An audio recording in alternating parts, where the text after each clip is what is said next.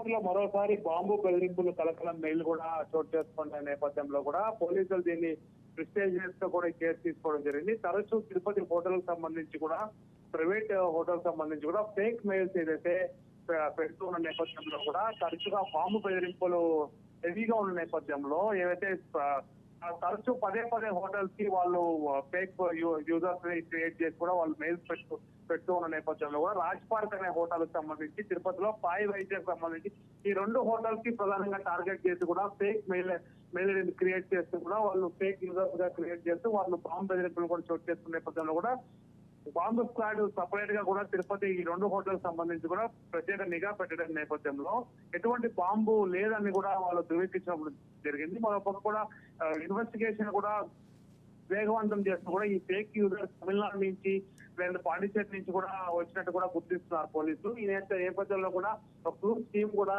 Cyber cruise team కూడా వాళ్ళు క్షుణ్ణంగా పరిశీలిస్తున్నారు. సౌజన్య.